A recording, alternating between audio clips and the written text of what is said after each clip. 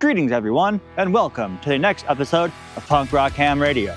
I am your host, KM62WY, the Punk Rock Ham Radio guy. I'm here right down the road from Francis Slocum State Forest, aka the spooky Okefenokee Woods. I am here at the Seven Pillars Nature Preserve. And this place is a sacred Miami Indian site. There are these limestone pillars on the river over here. It's a really interesting spot. This whole area around the Mississauga is Miami Indian country. So join me. Let's take a look at these pillars.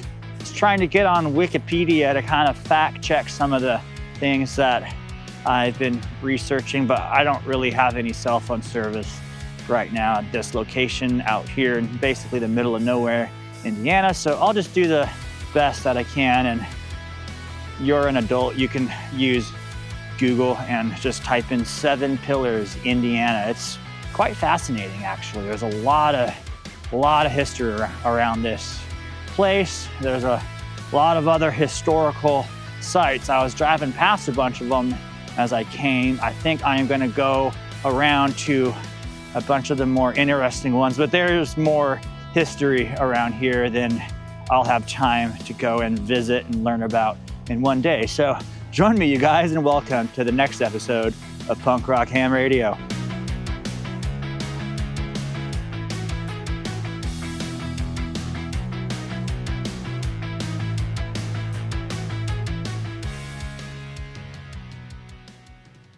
I think that's a private campground right there. This area is open to the public for day use. Like, you can drive in right there. There's a gate. I think it's a private campground. There's a fire pit over there. And some RV hookups over there, and another fire pit and some firewood over there. Let's take a look at these pillars, the Seven Pillars. I've only been able to count two, like, actual full pillars that go all the way around in a circle. Check this out, it's pretty cool. This limestone formation here on the riverbanks of the Mississauga River.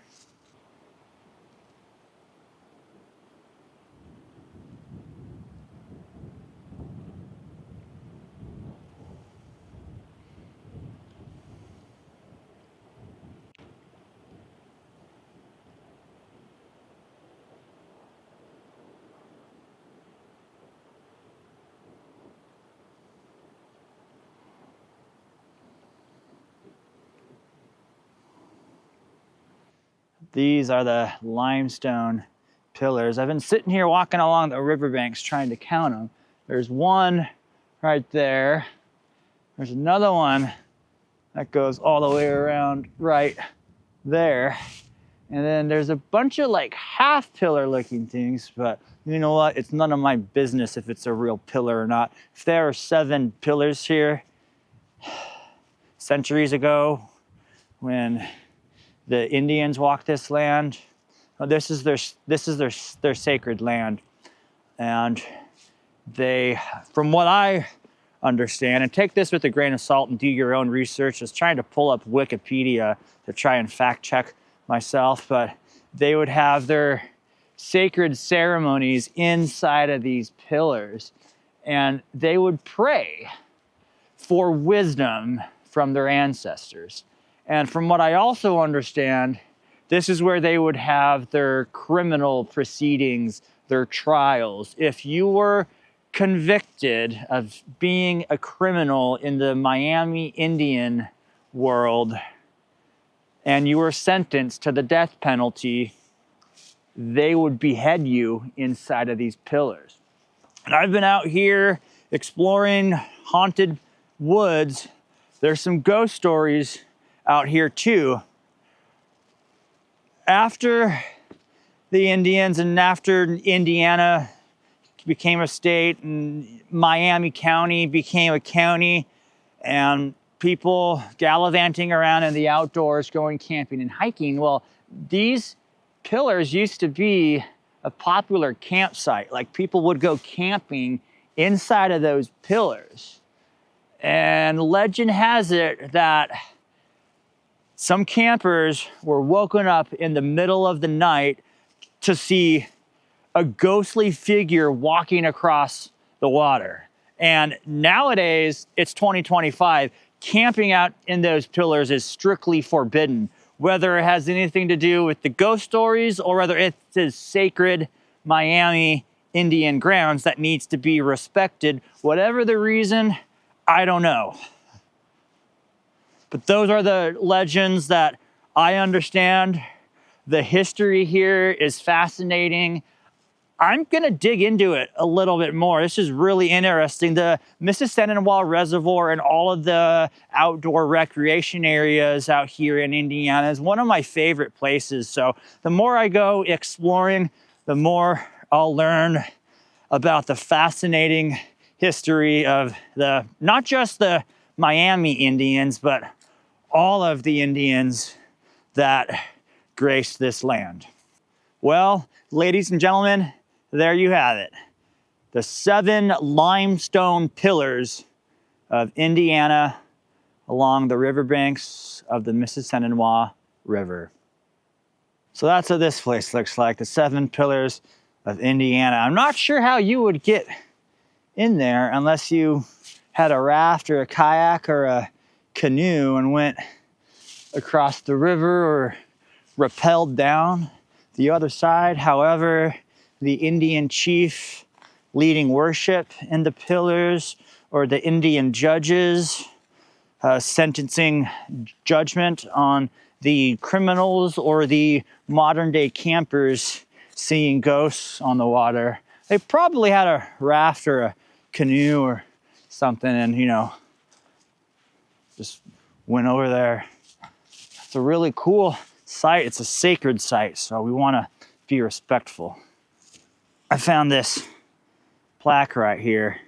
This memorial stone serves to honor the indigenous tribes that lived on this land prior to Indiana becoming a state. Miami, Potawatomi, Wea, Shawnee, Kickapoo, Delaware, Chippewa, Ottawa, Wyandot, Seneca, and Peon-Kashawa, placed here in 2016 by the Indiana Native American Indian Affairs Commission. And that, ladies and gentlemen, is the 7 Pillars Sacred Miami Indian Site. This video is a little bit off topic. My channel's a ham radio adventure channel, not really a National Geographic historical channel, but I really enjoy exploring as part of my ham radio adventures. So that's exactly what I'm doing today. I'm going exploring. Not sure what order you're gonna see all these videos in. I just got out of the Okefenokee Woods over there. This is a little bit further due west. I'm probably gonna hit a POTA on the way back, but there's a lot of historical monuments. There's Indian cemeteries. There's cemeteries of the soldiers. The Miami Village is out here. They do like war reenactments out here. It's like a whole thing, and it's really interesting history. I feel like I'm on an Indiana Jones archaeological adventure exploring all of these historical sites, and I find it really interesting. So let's go ahead and go find our way to the next spot that just makes sense, just kind of going around the whole Mississauga area. I'm sure at some point I'll get on the air. So thank you guys for joining me in this video, and I'll see you in the next spot.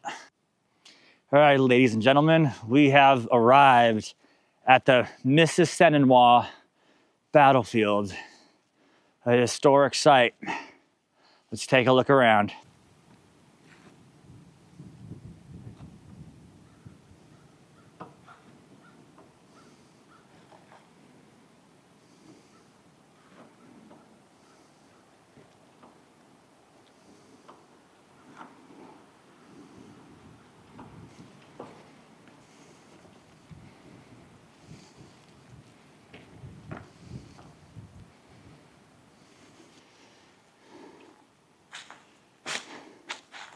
All right, everybody, let's go ahead and read this together. Mississinewa Battlefield. On December 17th, 1812, Lieutenant Colonel John B. Campbell, with 600 mounted troops, arrived at this site under orders to destroy the Miami Indian villages along the Mississinewa River from here to the present site of Peru. So that's right over where that Okefenokee place is. The destruction of the village on this site resulted in the loss of the lives of 2 soldiers and 8 Indians. Following the attack here, Campbell's force proceeded 2 miles down the river and destroyed 2 more villages before returning here to camp for the night. Shortly before dawn on December 18th, a force of Miami Indians attacked Campbell's camp. The 2-hour battle resulted in 10 soldiers being killed and 48 wounded. Approximately 40 Miami and Delaware Indians gave their lives in the defense of their lands. Having had over 100 of his horses killed and fearing a second attack, Campbell ordered his troops to return to Fort Greenville late in the afternoon of the 18th. This action was one of the first ordered by General William Henry Harrison during the War of 1812. Wow, I remember learning about the War of 1812 in elementary school. I never thought that one of my backyard fort areas, one of my favorite places to go and spend time outdoors, going hiking, going camping, playing ham radio, is like the actual battlefield of the War of 1812. It kind of makes me sad on both sides, really. I mean, we all just want a place to call home, right? And it's exactly what I'm doing here in Indiana, is trying to find a place to call home. And I'm really lucky I don't have to fight a war to find my home in Indiana. Let's take a look around here. And there's a couple more spots I want to go to. I was going to activate POTA today. I think at this point, there is a stillness and a calmness as I put myself in the shoes of the Indians, their moccasins, putting myself in the hiking boots of the soldiers and all of the people, all of the human beings that had boots on the ground in this land. Just, you know, I wasn't there. None of us were there. I think it's important to, let's put the radio down for a second, stop and smell the flowers and learn something new about the place that you like to go and spend time outdoors, go hiking. There's a lot of history. I am just finding myself really captivated right now by the history. I'm really lucky, and I have the whole weekend out here to play radio and go exploring. And it's part of what this channel is all about. This video is going to be a little bit unusual that we're not really doing radio. It's not really a history lesson. It's just this punk rock ham radio guy finding his way in Indiana and just stopping to learn a little bit more about my surroundings. There's some memorials right here. I'm really glad that these memorials are here. I think it's important that we remember history, we learn from history, so that we're not doomed to repeat history.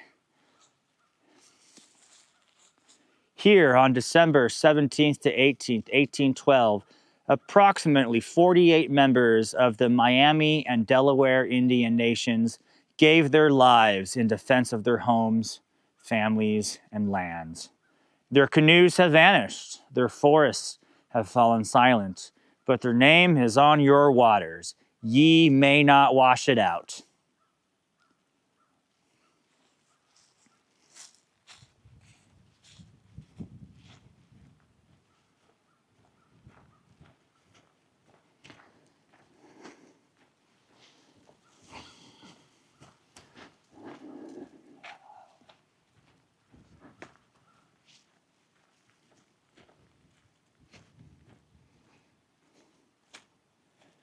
Here on December 17th to 18th, 1812, 12 members of Lieutenant Colonel John B. Campbell's command gave their lives in the campaign against the Indian villages of the Mississinawa in the War of 1812.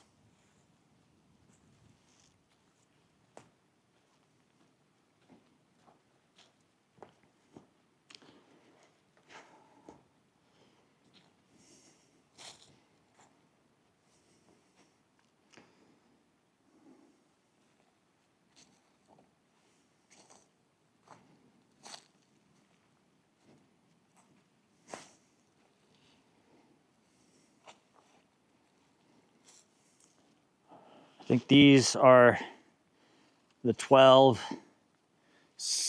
soldiers that lost their lives. I don't think this is their burial site. I think these are just memorials. Thomas Smith, William Scott, James Wright, Salem Piatt, Benoni Pierce, James Griffin, Daniel Waltz, Thomas Carnahan, Daniel Cunningham. I went to high school with a guy named Daniel Cunningham. Beverly Brown, Thomas Bedford, Francis Lansing. So that's what this looks like. I think the saddest part is both the settlers and the Indians. They all had brothers and sisters, moms and dads, uncles and aunts. They had hobbies. They liked to go canoeing down the river or ride a horse or go on a hike or go camping. They're people just like us, and they all deserve to be remembered.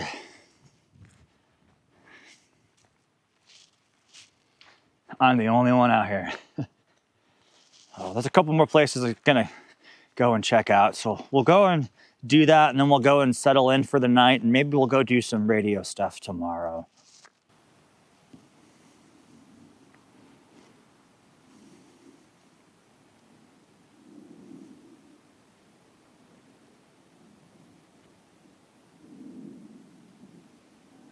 I've arrived here at the next spot. This is a Miami Indian schoolhouse right there and cemetery. Let's have a look around. Miami Indian Cemetery, the largest Indian cemetery in Indiana. Few graves are marked. The Indians buried here are largely descendants of Chief Medosinya and include Meshingoshima and his family. The first burial was probably in 1873. Burial was contrary to Indian tradition and reflects Christian influence. An Indian Baptist church and an Indian school were located here. Otho Winger taught at the school 1895 to 1898. This land is part of the last Indian reservation in Indiana. The site of the Battle of Mississinawa, 1812, may be seen along the Mississinawa River to the southwest. Over there. I have to stop but wonder, all this corn country out here, what did this place look like in the 1800s? I don't think there were farms and corn everywhere. I mean, I'm sure they were farming and doing agriculture stuff, but I just have to stop and think, all these farms kind of carved out a lot of just the natural natures and stuff, although Indiana does look the same with all the same trees and vegetation in every single direction. But I just have to stop and think about and wonder what this place might have looked like during 1812 and the 1800s. Let's go take a look at the schoolhouse over here.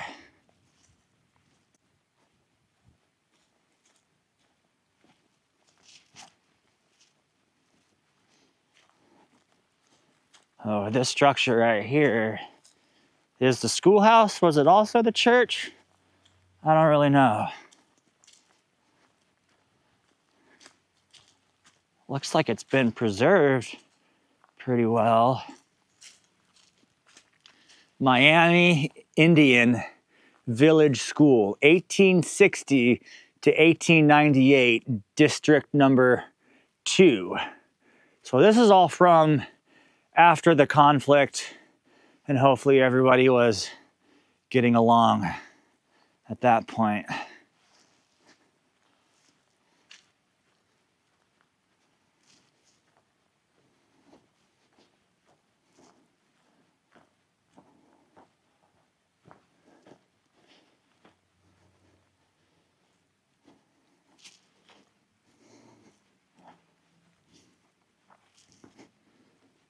This is the chief right here, the boss, Chief Meshingoshima, 1781 to 1879, in remembrance of our ancestors, a compilation of all individuals known to have been interred in the Miami Indian Cemetery. Erected 2009, Mississauga Battlefield Society.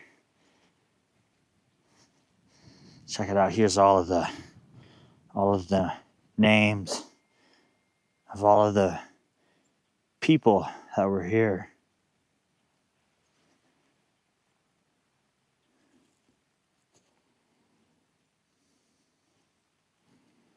And there's more names on this side.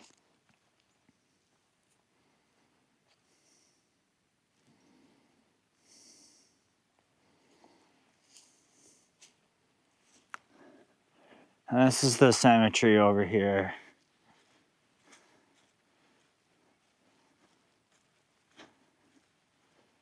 These are very, very old tombstones. You can hardly read them, but I'm not gonna walk through there with the camera. We're gonna stop right here and just let everybody rest.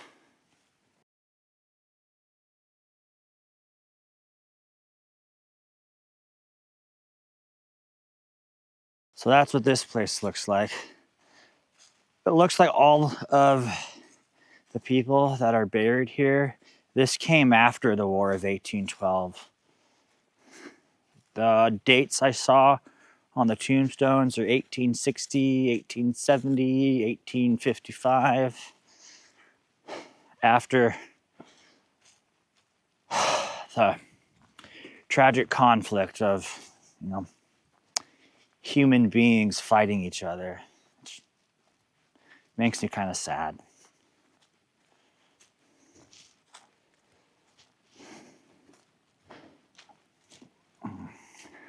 It's nice to pay a tribute and respect and learn a little bit more about the history of this place. Got a couple more other places I want to check out before I close the video out. Losing some sunshine. It's still pretty cold. It's in the 20s. The wind's kind of calmed down, so at least that's good. All right. Hey guys, Punk Rock Ham Radio here at the Miami Indian Memorial on our second to last stop. I'm sure there's lots more historical spots around here that are definitely worth exploring and paying tribute to. But this is what we're doing for today, so let's go ahead and take a look at this place.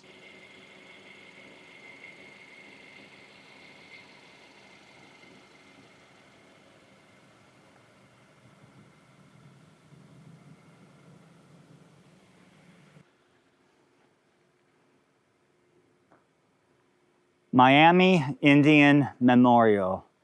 Chief Miami Indian Memorial. Chief Metosinya. Okay, let's try that again. Miami Indian Memorial. Chief Metosinya, whose village was destroyed by Campbell's troops during the Mississauga expedition of 1812, has been credited with quieting the Miami after the invasion. This service to the Americans is believed to be the reason his band was given a reservation of 6,400 acres, including 10 miles of river frontage by the Treaty of 1838. The Meshingoshima Reservation, the last in Indiana, was confirmed to Chief Meshingoshima by the Treaty of 1840 by petition of the Congress in 1873. Meshinkoshima was persuaded to divide the land under government supervision among the 63 members of the band, then living soon after the division. The land mostly was in the hands of Americans by marriage as well as by purchase. So there you have it, ladies and gentlemen.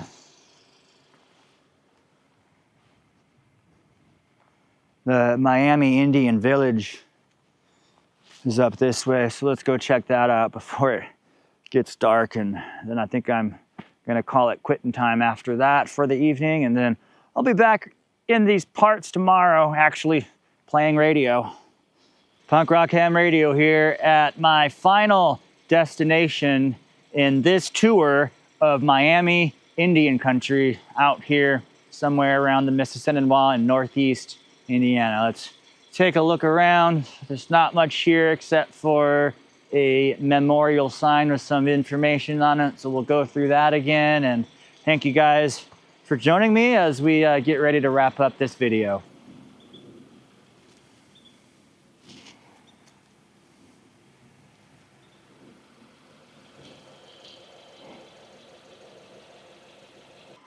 So here's the historical landmark. I'm not gonna lie, I was hoping that there would be some structures like a village here. There's not really much here. Actually, I just read that sign. We'll read it together in a second.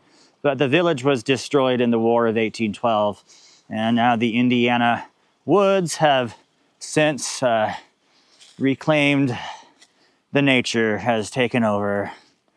And in our ghostly adventures, there's a bunch of animal bones over here. It's just, let's look at that.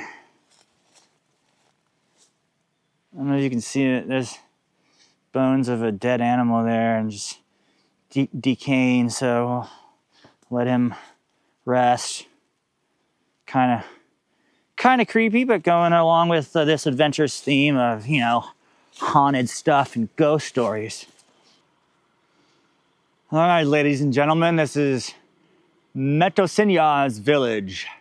About 1747, this is way before 1812. About 1747, the British encouraged the Miami at Kikwionga to leave the French influence for their protection and cheaper trade goods at Pickawillany.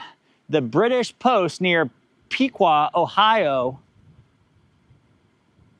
Sandish, grandfather of the Metosinhas, died shortly after he led his band to the British. It is believed that his son, Atawata, did not return to Kikwionga after the destruction of Pickawillany, but took his band to the Josina Creek in 1752. The village under Metosinhas was destroyed by Campbell's troops in the Mississippi expedition of 1812, and it lost most of its former importance.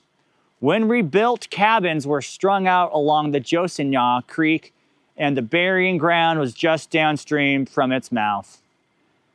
Meshinkoshima was born here in 1782. So there you have it, ladies and gentlemen. Metosinhas village.